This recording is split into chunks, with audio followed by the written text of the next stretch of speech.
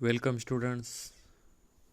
Today is the 31st day of our bridge course, and today we are going to learn standard 9th subject mathematics for day 31st. Unit of today's lecture is circle, and the subunit is properties of chord of circle. Dear students, in previous some lecture we discussed some terms related to the circle, that is center of circle, radius of circle, chord of circle, diameter of circle, etc. वर्तुळाच्या बाबतीमध्ये आपण मागील काही तासिकेमध्ये वर्तुळाचा केंद्र म्हणजे काय, वर्तुळाची त्रिज्या म्हणजे काय, जीवा म्हणजे काय, वर्तुळाचा व्यास काय, अशा प्रकारच्या वर्तुळाच्या बाबतीमध्ये वेगवेगळ्या व्याख्या अभ्यासलेल्या आहेत. Now today we are going to learn some properties about the circle. That is first one is the property related to the chord of circle. आजच्या तासिकेमध्ये आपण वर्तुळाच्या जीवेच्या संदर्भामध्ये एक गुणधर्म पाहणार आहोत. पहा काय आहे ती प्रॉपर्टी, या ठिकाणी व्यवस्थित समजावून घ्या. The perpendicular drawn from centre of circle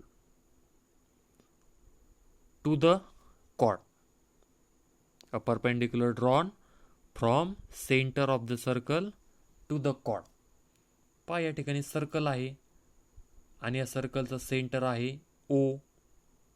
O is the centre of circle आणि या सर्कलवरती ए बी ही काय आहे, कॉर्ड आहे. ओके. आणि आता या कॉर्डवरती परपेंडिक्युलर ड्रॉ करणार आहोत. पहा कशापासून परपेंडिक्युलर ड्रॉ करणार आहे, सेंटरपासून. या ठिकाणी सेंटर ओ आहे आणि ओ या सेंटरपासून या कॉर्ड ए बी वरती परपेंडिक्युलर ड्रॉ केलेला आहे. काय आहे त्या परपेंडिक्युलरचं नाव, O P. Okay. O P is the perpendicular drawn from center of the circle to the chord AB. Okay. So the perpendicular drawn from the center of the circle to the chord. आणि असं केल्यानंतर मग काय होणार आहे, that perpendicular bisect the chord. Okay. That word is very important. That perpendicular bisect the chord.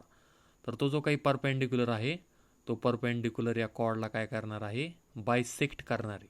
Bisect करणार आहे म्हणजेच काय होणार आहे, तर दोन समान भाग होणार आहेत. त्या कॉर्डचे काय होणार आहेत, दोन समान भाग होणार आहेत. मग कॉर्ड ए बी जर बायसेक्ट जर झाला तर डिस्टन्स ए पी आणि डिस्टन्स पी बी हे काय येणार आहे, सेम येणार आहे. बरोबर आहे. Distance A P is equal to distance P B. Okay.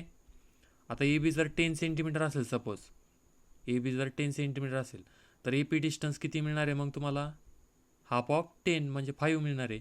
त्याचबरोबर पी बी डिस्टन्स देखील किती मिळणार आहे, ते देखील 5 मिळणार आहे. ओके.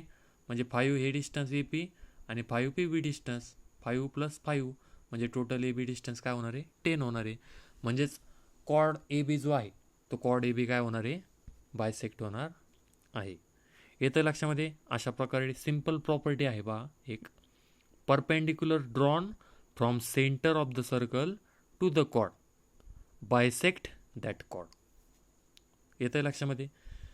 हे तुम्ही तपासून पाहू शकता. पहा या पद्धतीने प्रोसिजर करून तुम्ही चेक करायचं आहे. पहा नोटबुकमध्ये एक सर्कल ड्रॉ करायचं आहे. Draw the circle with centre O आणि त्या सेंटर ओवरती कॉर्ड काढायची आहे एक ए बी. म्हणजे त्या सर्कलवर कुठलेही दोन पॉईंट घ्या. पहा सर्कलवर ए एक पॉईंट घ्या, सर्कलवर कुठला एक बी पॉईंट घ्या आणि ए बी पॉईंट जॉईन करा. ए बी पॉईंट जर जॉईन केले तर ती तुमची कॉर्ड ए बी होणार आहे. मग कॉर्ड ए बी काढल्यानंतर काय करायचं आहे, परपेंडिक्युलर ड्रॉ करायचा आहे ओ पी. त्या सेंटरपासून त्या कॉर्डवरती काय काढायचं आहे, परपेंडिक्युलर काढायचं आहे. परपेंडिक्युलर कसा काढणार, सेंटरपासून त्या कॉर्ड ए बीवर परपेंडिक्युलर तुम्ही या ठिकाणी कंपासच्या सहाय्याने काढू शकता किंवा सेट स्क्वेअर जो आहे म्हणजे त्रिकोणी गुन्हा जो आहे तुमचा कंपास बॉक्समध्ये जो काही त्रिकोणी गुन्हा आहे म्हणजे सेट स्क्वेअर आहे, त्या सेट स्क्वेअरच्या साहाय्याने देखील तुम्ही परपेंडिक्युलर काढू शकता किंवा कंपासच्या साहाय्याने काढला तरी देखील चालेल. कशाने काढण्यास परपेंडिक्युलर काढायला सोपं आहे तर सेट स्क्वेअरच्या साहाय्याने तुम्ही त्या कॉर्डवर परपेंडिक्युलर काढू शकता. येतं लक्षामध्ये. Draw perpendicular O P to chord A B. आणि परपेंडिक्युलर काढल्यानंतर सेगमेंट ए पी आणि सेगमेंट पी बी हे मेजर करायचं आहे बा. Measure segment A P and segment P B. जे काही ए पी सेगमेंट आहे हे ए पी डिस्टन्स तुम्हाला स्केलच्या साहाय्याने मोजायचं आहे बा. मेजरमेंट याची घ्यायची आहे ए पी डिस्टन्स. त्याचबरोबर पी बी हे जे काही डिस्टन्स आहे ते देखील तुम्हाला स्केलच्या साहाय्याने मोजायचं आहे. आणि ते मोजल्यानंतर सेम येतं आहे का ते पाहायचं आहे.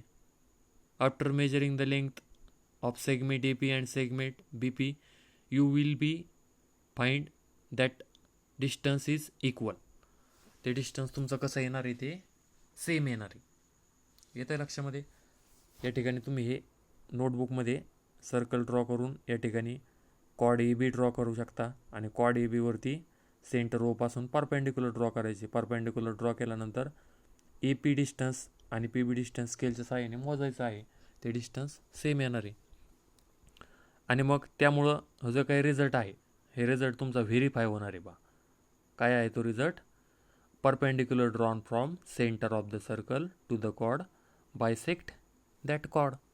अतिशय इझी आहे बा. एक्झाम्पल आहे त्यावरती depend which is very easy.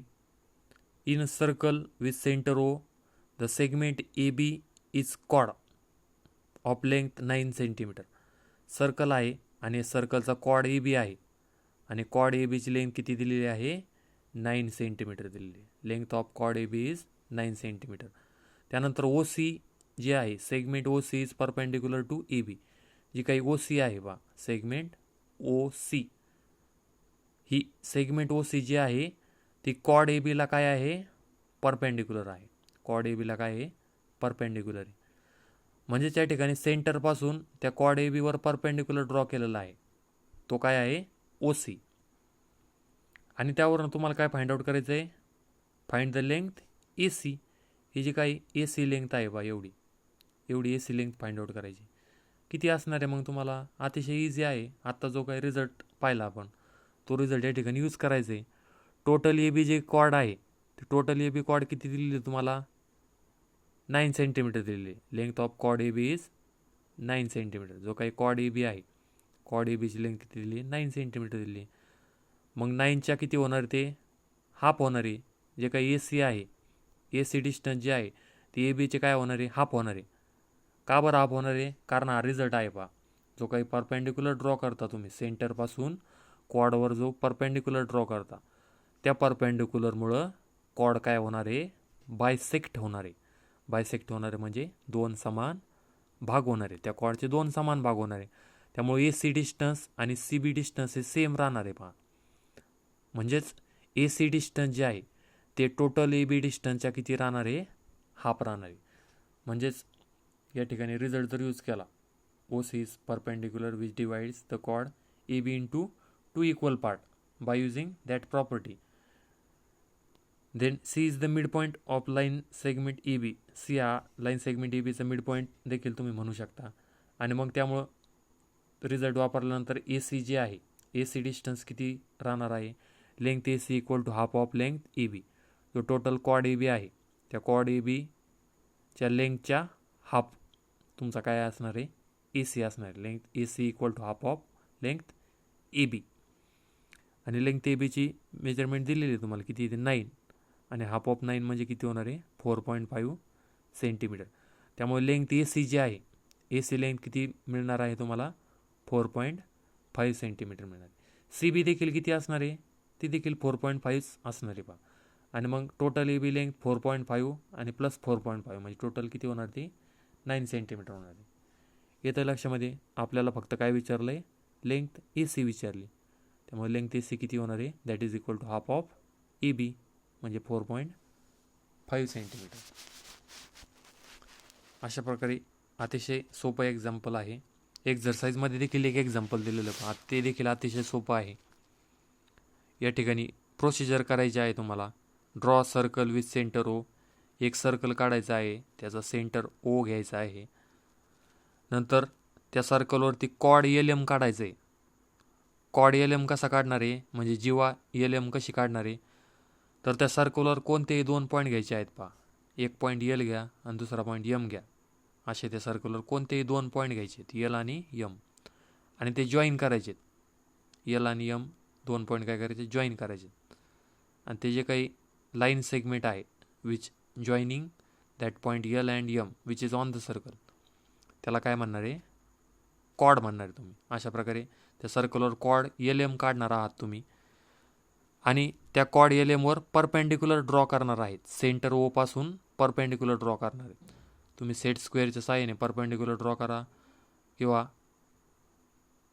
या ठिकाणी कंपासच्या साहाय्याने परपेंडिक्युलर ड्रॉ करा. सेट स्क्वेअरच्या साहाय्याने जर परपेंडिक्युलर ड्रॉ केला सोपं जाईल ते तुम्हाला. मग परपेंडिक्युलर ड्रॉ केल्यानंतर त्या परपेंडिक्युलर त्या कॉर्डला ज्या ठिकाणी इंटरसेक्ट करणार आहे त्याला काय नाव देणार आहात तुम्ही, क्यू नाव देणार आहेत. म्हणजेच ओ क्यू जी आहे ती ओ क्यू ही परपेंडिक्युलर असणार आहे कशाला, कॉर्ड एल एमला. आणि त्यावरून तुम्हाला काय विचारलं आहे मग, if the length of chord L M, L M या कॉर्डची लेंथ जर 5 सेंटीमीटर असेल तर एल क्यूची लेंथ फाइंड आउट करायची. क्यू हा त्याचा मिड पॉईंट असणार आहे, बरोबर आहे. एल एम जी काही कॉर्ड आहे, एल एम कॉर्डचा क्यू हा मिड पॉईंट असणार आहे. आणि त्यामुळं एल या पॉईंटपासून क्यूचं डिस्टन्स किती असणार आहे, त्या कॉर्डच्या हाफ असणार आहे, बरोबर आहे ना.